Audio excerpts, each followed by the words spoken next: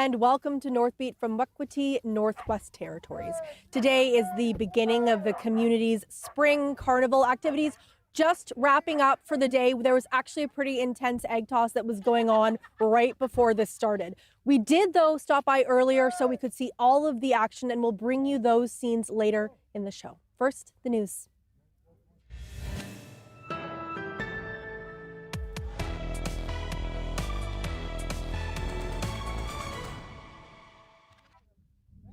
Thanks for joining us. I'm Megan Roberts in Wekweètì, Northwest Territories. Education officials in the Northwest Territories are scrambling after losing millions of dollars of federal funding.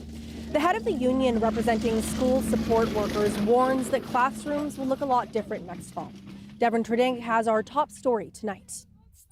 Hundreds of support workers will lose their jobs after $58 million in federal money provided through Jordan's principle to 49 NWT schools evaporates. That's the verdict from Jeff Gjoa, the regional vice president for Hay River with the Union of Northern Workers. He spoke to CBC News today. The news of these cuts is absolutely devastating, for these communities, for these students that are really having the rug yanked out from underneath of them for this critical support. Gjoa says Indigenous women mainly hold those jobs, particularly outside of Yellowknife. Earlier this week, news broke that East 3 School in Inuvik is losing 13 teachers to layoffs, also because of dried up Jordan's principal funding. Yellowknife's Catholic School Board is also bracing for possible cuts, but there might be a solution.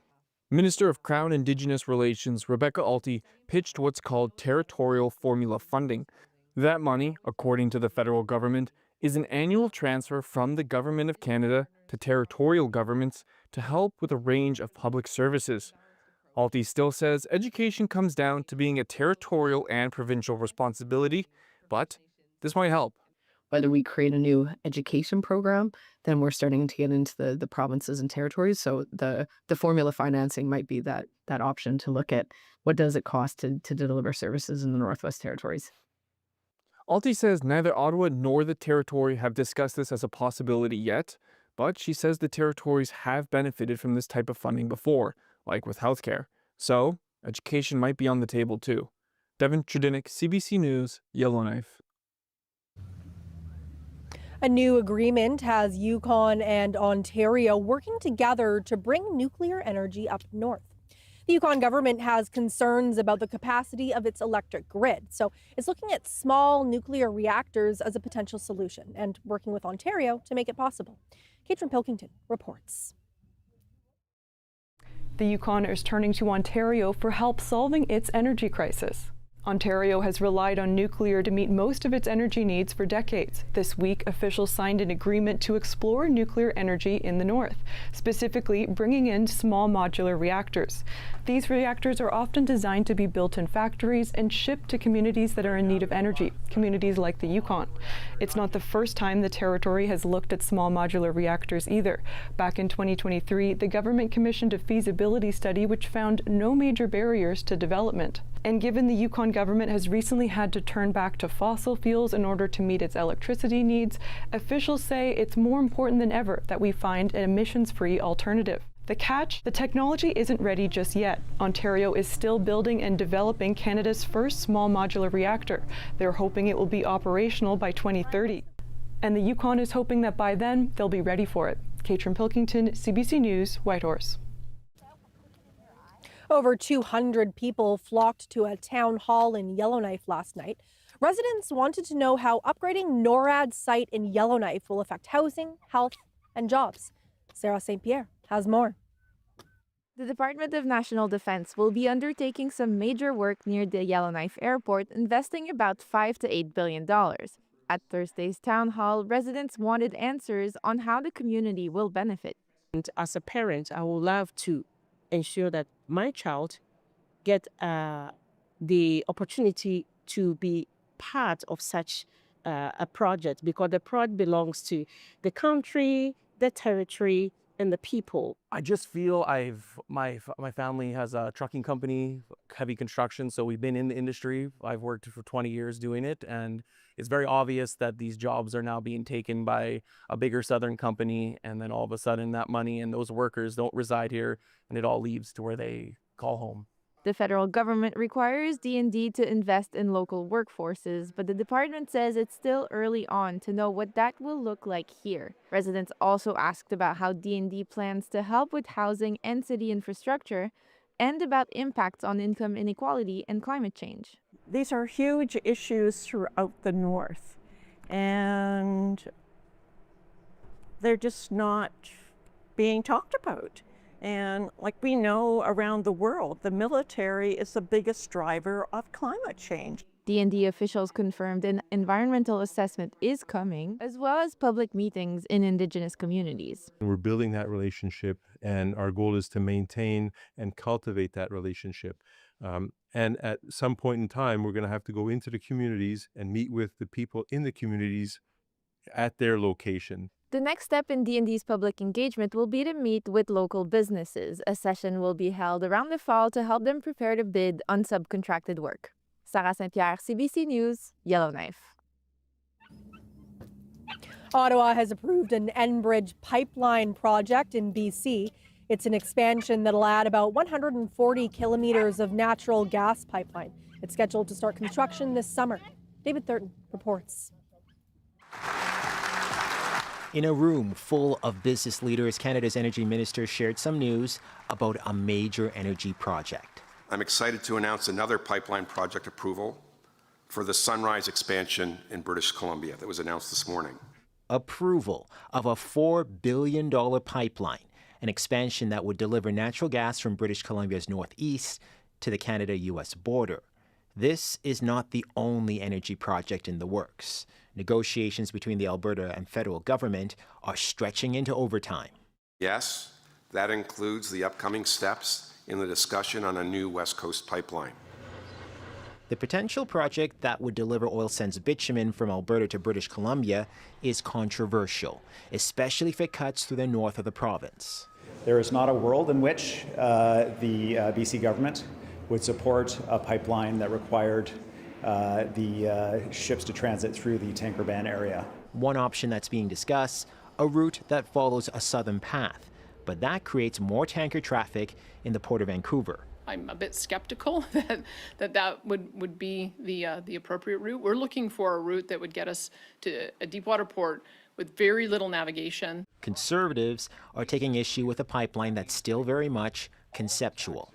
As for the pipeline to the Pacific, which he promised almost a year ago, there is no permit, no route, no investor, no builder, no start date, no end date, and no oil to put in that pipe. The federal government says, though, that if a formal proposal does come forward, it is willing to put public dollars behind it, supporting Indigenous ownership through its loan guarantee program. David Thurton, CBC News, Ottawa. Yukon opposition parties are trying to hold the territorial government to account on medical travel rates and lodging. During the fall election campaign, the Yukon party committed to offering, quote, realistic rates for those who need financial help with medical travel. It pledged to come up with lodging options for both rural residents in Whitehorse and Yukoners who go down south for care. The lone Liberal MLA brought forward a motion this week on the topic. The Yukon NDP also pressed the government on medical travel supports, which they say fall short. People are making decisions to either access healthcare or not access healthcare based on what they can afford. Yukon Health Minister Brad Cathers reaffirmed his commitment without offering timelines. The health department recently gave a bump to medical travel subsidies to reflect yearly adjustments based on the Consumer Price Index for Whitehorse. Nunavut housing authorities have repaired half of the homes damaged during Gjoa Haven's recent power emergency. A Buffalo Airways plane brought in parts for repairs on Tuesday. The community suffered a days-long outage 2 weeks ago, triggering a state of emergency. As a result, the Kickoff Housing Association says 60 homes lost heat or had frozen or burst pipes. 28 of those still need a fix. Gjoa Haven's mayor previously told CBC News the hamlet had no emergency plan during the outage, but a new one is being drafted and should be ready by the end of this month. Water levels on the Mackenzie River in the NWT could return to normal this spring. That's according to the NWT government's spring water outlook. The Mackenzie River has seen record low water levels in recent years. A senior hydrologist with the NWT government says spring melt from higher than average snow in Alberta, British Columbia, and Yukon could bring water flow back to normal.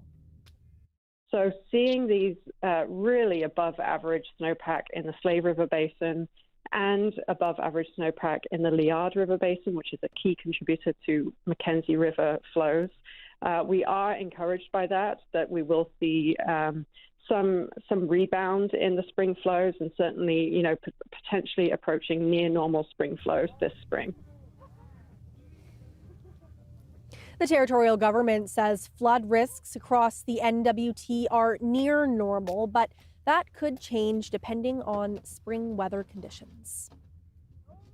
New research is showing high levels of cocaine in Whitehorse wastewater. The data was published by the European Union Drug Agency. It found measurements of cocaine in Whitehorse wastewater were the highest of 120 monitored sites around the world. I think it's really important to say that this data does not define people and it does not define families or communities. What it gives us is that population level signal that we can then try and understand and tackle going forward. Kutras says the data had to be high quality in order to meet international standards. Most of the other communities sampled were in Europe, with limited contributions from other regions. Just 2 Canadian communities took part in the research.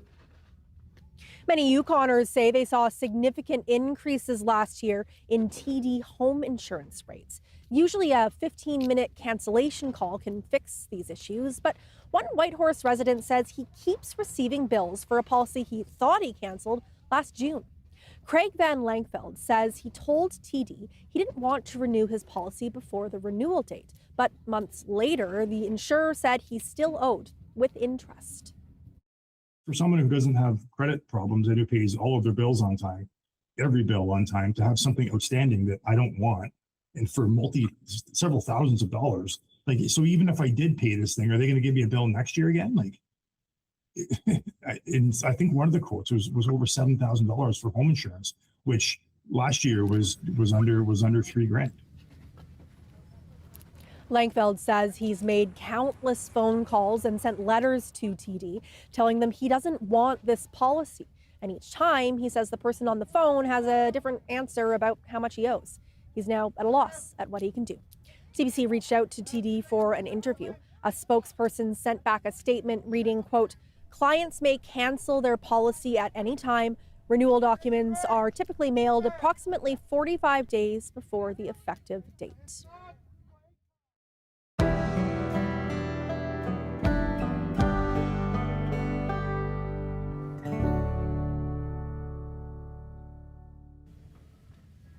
Spring carnival season is in full swing across the north. It is literally happening around us right now.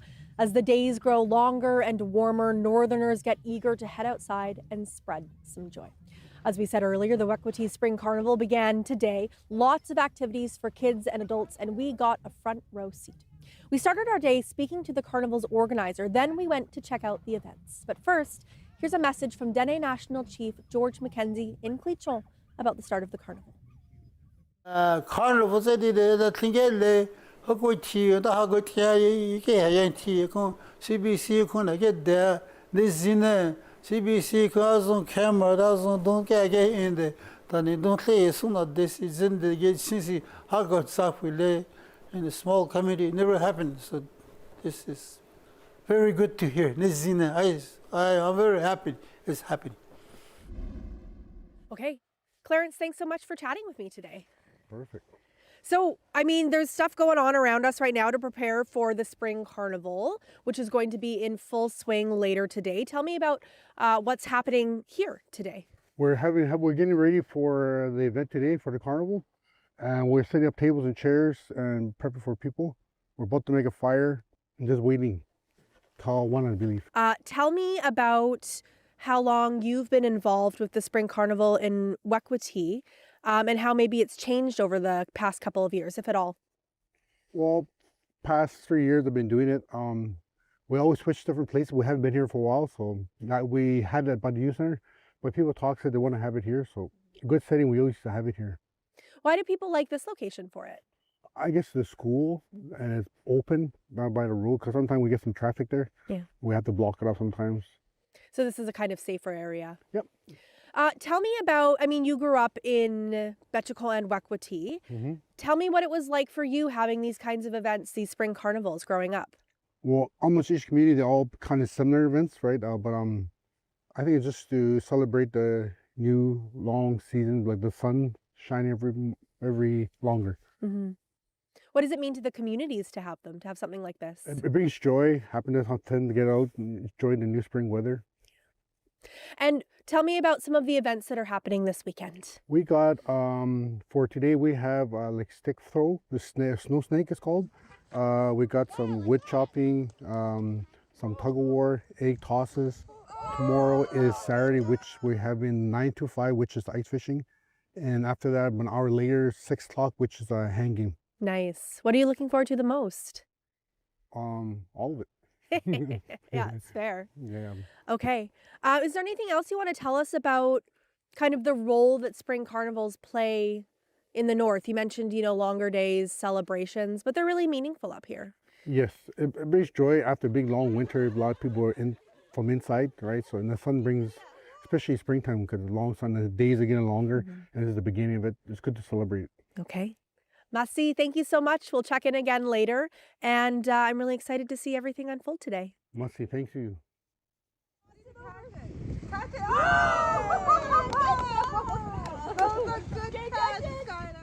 Skylar, what's your favorite game today? It was egg toss, but I kind of lost. What happened with the egg toss? We were throwing it, and then I kind of lost, but we kind of tried, so we tried our hardest.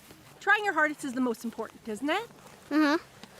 What else is your favorite part about spring carnivals? It's fun, and it makes us get some heavy workouts and some good body and some things inside our body. Skylar, what do you like about your community of Wekweètì? I like how they let people fly here, and some people do carnivals. That's what I like about it here. And what about your community? What about the people who live here with you? I care about them. I care about my family and all my other cousins.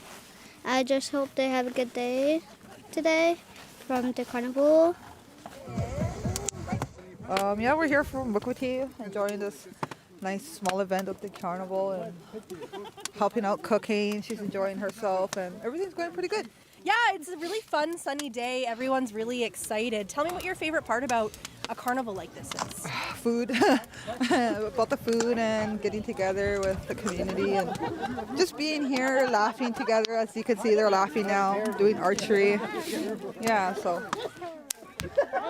Spring Carnival, everyone comes together and we come as a community and have fun, a bunch of laughs and have good food. Yeah, I love it. We're very small. We're actually one of the smallest communities, like out of the 4 communities in our region. So we're very tight-knit. So there's only about 100 of us. So it's very special when everyone comes together. And yeah, I love it.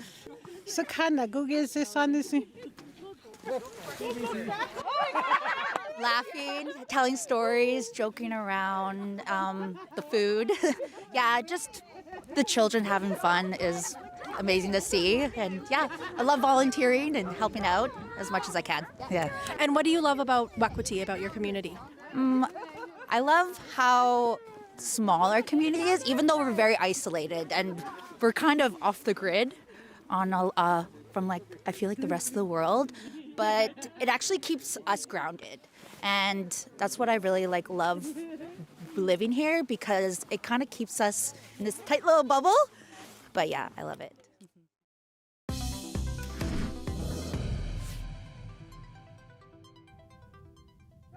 Inuit Nunangat University is coming, and as we told you earlier, Arvviet will be its home.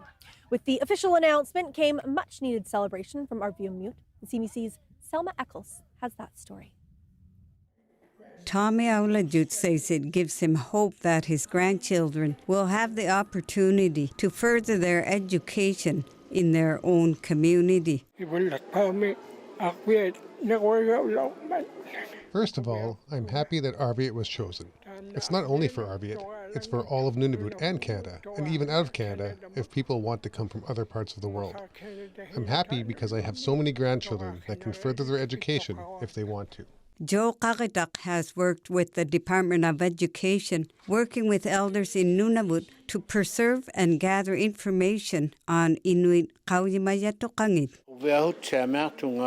I am very pleased because our culture and way of life need to be supported in order for it to survive. Without support, we are losing our way of life every day. A university in place will provide a foundation to go forward. Joy Suluk has always been excited and involved in education. She says having a university in Arviat provides hope and a future, which she is very excited about. I am very happy because some of us have supported our people to further their education to improve their lives. I am very happy that the university will be in Arviat. People in Arviat and Nunavut, I think we are now ready and the time is right and it's now happening. I am happy and encouraged for the future. My grandchildren and great-grandchildren will now have the same opportunities like the rest of the world. The Mark Galoak Hall had about 30 people at the information session provided by ITK. The hamlet of Arviat also had drum dancers, live music, and a community feast to celebrate the news. Selma Eccles, CBC News, Rankin Inlet. Indigenous delegates from across the globe are in New York City this week for the UN's Forum on Indigenous Issues. This year's theme is health. The Inuit Circumpolar Council, or ICC, is attending the event. The ICC's chair says it's calling on states to recognize that health and well-being are holistic for Inuit, and it wants that reflected in policies and healthcare systems around the world. It is widely recognized that health for us as Indigenous peoples truly needs to be pursued and approached in a holistic way, including the health of our environment and planet, that we are inseparable from the state of our environment and planet when it comes to our health as human beings. The UN Forum runs until May 1st. Minister of Public Safety Gary Anandasangari spoke in Iqaluit today about the Canada Groceries and Essentials benefit. The federal government announced the program in January. It's meant to enhance the existing GST rebate. It's a tax-free payment targeted at low and modest income Canadians. The mayor of Iqaluit says the rebate could help families. By helping out to reduce the cost of the groceries, that will help the community. Nunavut MP Lori Idlaut also spoke at the event. She was asked if she's changed her position on the benefit and if it's enough for Nunavut. I have not. I think it's still not enough. I think even Gary has mentioned that. We all know that there needs to be more that's done. Idlaut highlighted other work the government is doing, like reforming the Nutrition North program and extending the Inuit Child First initiative. Idlaut recently crossed the floor to join the Liberals from the NDP, contributing towards Mark Carney's slim majority.